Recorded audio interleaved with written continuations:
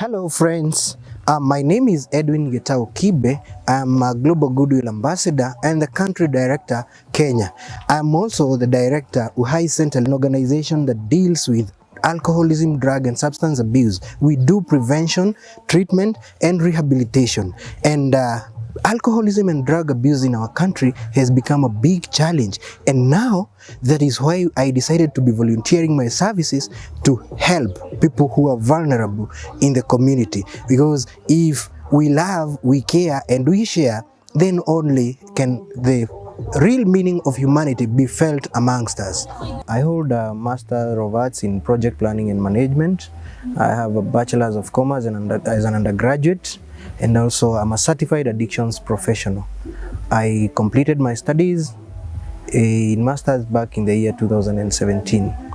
And most importantly, I would like to share about my story, and I hope this story is gonna help friends out there, because it is a story of ups and downs of my life, but today I celebrate.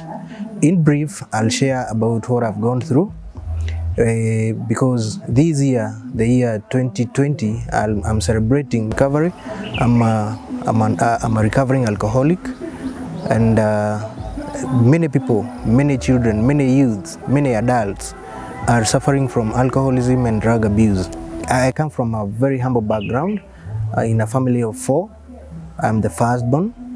And when I underwent school normally, I finished high school, and after finishing high school back in the year 1996, I qualified to join the university to go and do my undergraduate. And my parents thought it wise, and also for me, I felt it good to go and pursue my first degree, Bachelor of Commerce, in the University of Madras, that is in India, Chennai. I enrolled for Bachelor of Commerce Accounts, which I did diligently, and upon completion, that was in 2001, I also enrolled for a postgraduate diploma, Higher National Diploma in Sales and Marketing, which I did and completed very well. Then thereafter, I acquired several diploma certificates in business management and also computer applications. And all this time, for the 5 years that I was in India, I was very okay. I never indulged in alcoholism or drug abuse, and I felt the need to pursue my master's degree. This was in the year 2002, when I got admissions to join university, Annamalai University in Chennai, India.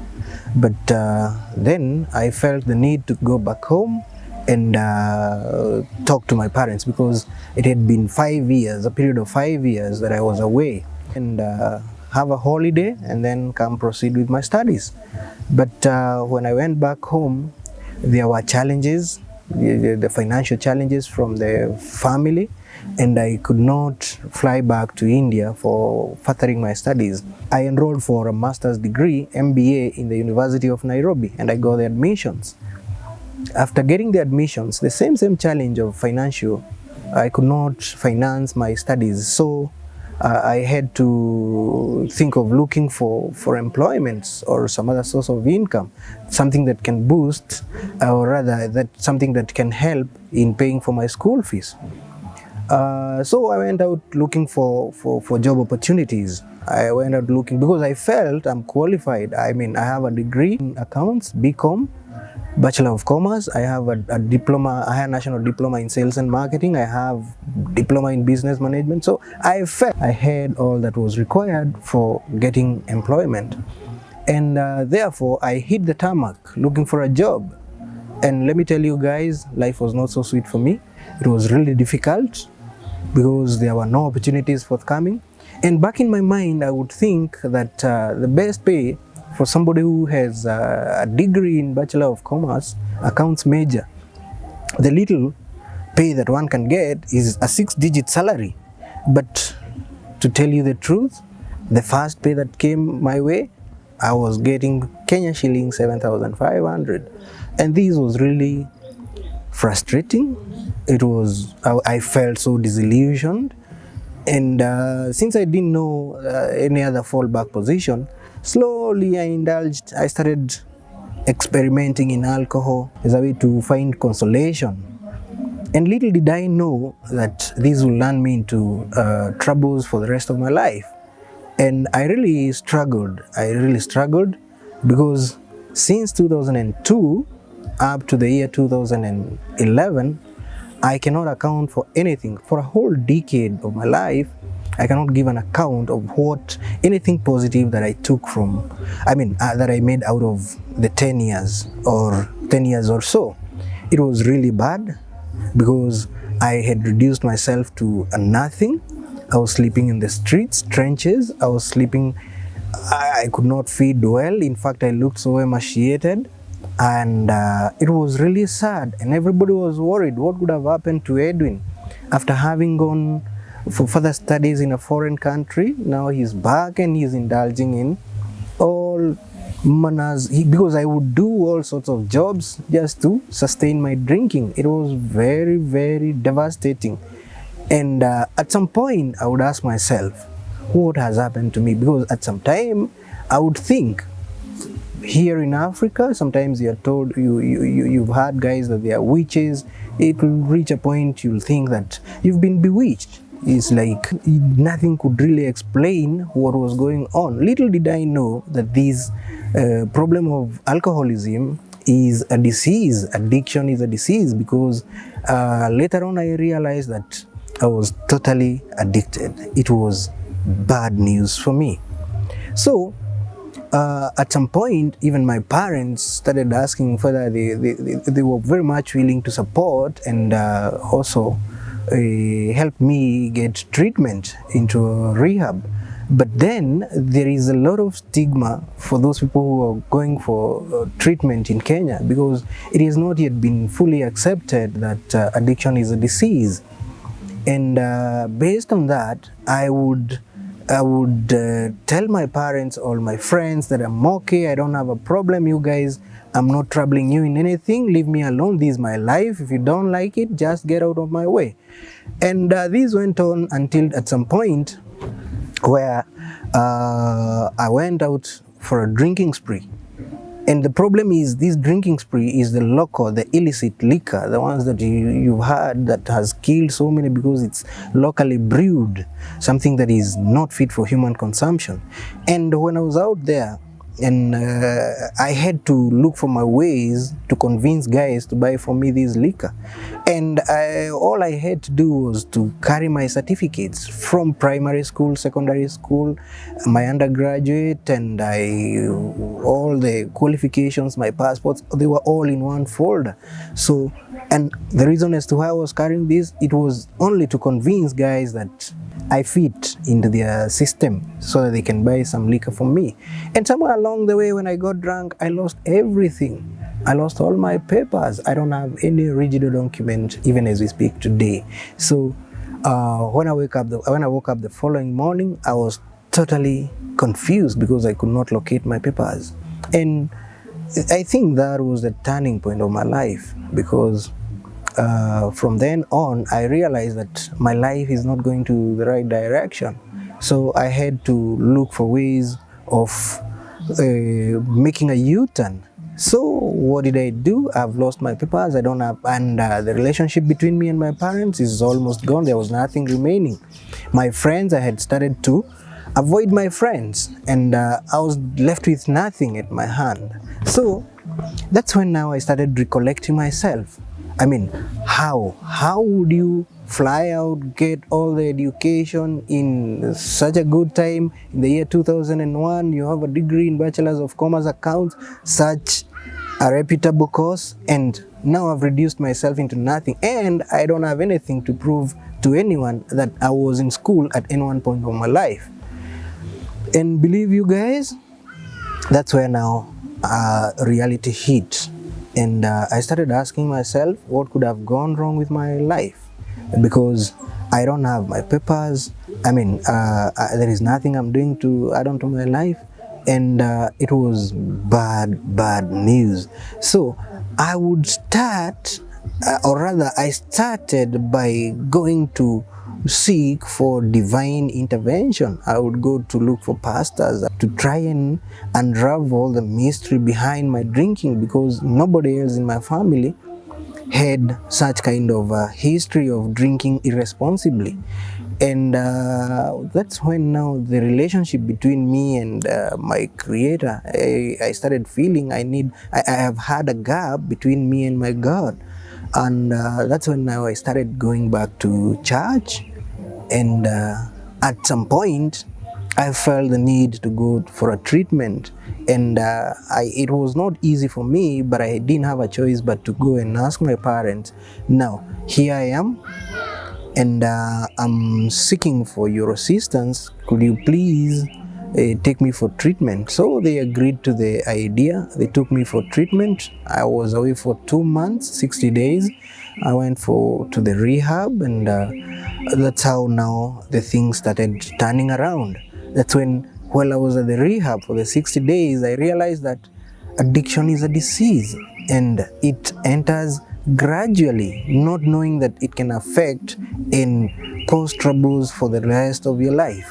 So after treatment, after leaving the rehab in 60 days, I felt the need to go for furtherance. I wanted to know, to get down and find out what actually was not happening in my life. So I enrolled for a counseling course with the National Authority for the Campaign Against Drug Abuse in Kenya. It's called NACADA.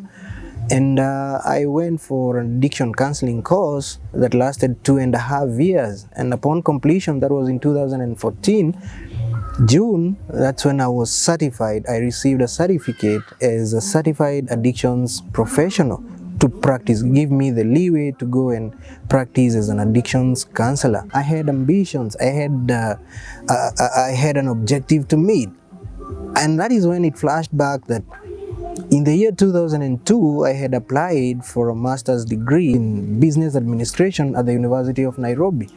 So I went back looking for the admissions so that I can pursue my MBA. But this time round, I didn't have my papers with me. I didn't have any original documents. So when I went to the university in the year 2014, they told me that it will be difficult for them to track, or rather to retrieve my documents so that they can offer readmission. And furthermore, it had been 10 years and over, so it would not have been easy. I asked them for their advice, and they told me, what you do, Edwin, write back to your university in India, tell them to write to us so that we can give you the admission. Fortunately, I did exactly that. In the year 2015, I got an admission for pursuing master's degree with the University of Nairobi. And this was a dream come true for me, because this a desire. I love education. So I went to the university, started my master's degree in project planning and management, and within the stipulated time, that is 2 years, I had completed my master's degree. And I felt now God has reassured me that everything will be back on track. So since then, life has been moving on. But there is one thing I want to say, that since the year 2011, when I quit alcohol, I have been volunteering my services to underage, to secondary school, to tertiary education, and even in corporate organizations, volunteering and telling them that for sure, if you're not careful with your lives, when you're having fun with drugs and alcohol and other substances and other antisocial behaviors, your life can be doomed. So this is what I've been doing since the year 2011. It has been a volunteer job. I've been going to schools, primary schools. I go with a packet of biscuits and talk to those kids. Also follow them at home when they go to church. I visit them in the churches, and even organize for community meetings whereby I'll bring together guys under one roof in the estate and talk to them about the monster of alcoholism and drug abuse. I'm widening my scope because now I've worked with the corporate organizations, with the employee assistance programs. I've also worked with the church groups. I'm working with the government Actually, the county government of Kiambu, the county government of Murang'a, the national government have been having collaborations in matters pertaining to alcohol, drug and substance abuse prevention, treatment and rehabilitation. Basically, that is what I have been doing. Now, in this campaign against alcohol and drug abuse in our country and in the world, we have a scientifically based approach that is used. The first approach is we deal with supply suppression, whereby we try to curtail or reduce these drugs and substances and alcohol reaching to the vulnerable communities. The other approach is whereby we do demand reduction, and by demand reduction I mean we try to educate, we try to create awareness and sensitize about the challenges. I mean, we try to talk about the effects of alcohol, drug and substance abuse, and based on that we use three different approaches. The first approach is actually prevention, whereby we try to educate, to create awareness so that these vulnerable people, they don't engage or rather indulge in these behaviors. Then once the prevention has gone beyond and these people have experimented and they have tried it out and they has become a social thing or rather a habitual thing, that's now when we use the next measure, which is treatment. We always recommend to take people who are beyond prevention, we take them for treatment in the treatment facilities. In the treatment facilities, two things happen. The first thing is to try and bring back this person to rehabilitate, and by rehabilitation we mean by teaching him how to cope, or rather to stay, to do to his life without indulging in drugs, the coping mechanisms, that is the treatment. And then we also engage in terms of harm reduction. Those people, like now, as I shared in my story, there was the issue of sleeping in the streets, sleeping on the streets, being rained on, being vulnerable to opportunistic infections like colds and TB and all those kind of diseases. So the harm reduction comes in. Then for it to be a holistic approach, we use prevention, treatment, and then now we start planning on how to reintegrate this person into the community. So these are the three different approaches: prevention, treatment, and reintegration into the community. But I have tried very much to work with prevention. Due to financial challenges, I only have outreach programs, although I also look for ways of how I have a dream of how to do the treatment and rehabilitation. But for prevention, for at the moment, what I'm doing is prevention. And to assist me in prevention, I have done two books. I have authored a book called Surviving an Addiction, which narrates how you can survive in this life without getting into addiction of any drug or any substance or any antisocial behavior. Similarly, it helps you, it guides you on how to survive if you've already been into drug and substance abuse. How can you come out of it?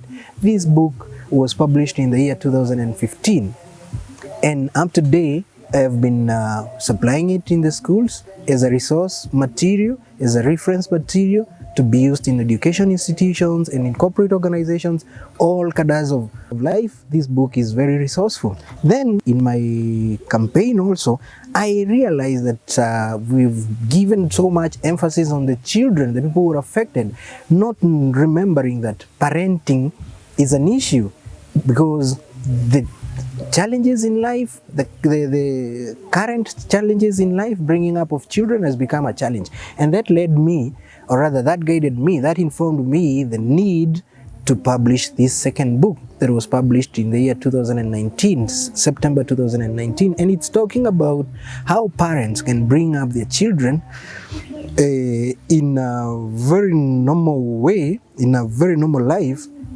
abstaining from substance abuse, antisocial behaviors. We have so many challenges. It's talking even about relationships. It's talking about all antisocial behaviors. So in my campaign, my main aim is to reach out this information to as many people as possible, because majority of people in our country, in Kenya, they don't have the information and they are indulging in these behaviors simply because there is no one to inform them. So my campaign mainly is, my main goal rather, is to reach out to as many people as possible in an effort to reduce the indulgence in substance abuse. I have an organization, it is called Uhai Center, and I am the founder. It was founded back in 2014 and it has been running. It is the one that I've been using to move up and down to communicate the message to the communities. And I'm seeking for your support. I'm looking for partnership to help me reach out more people so that we can save a life.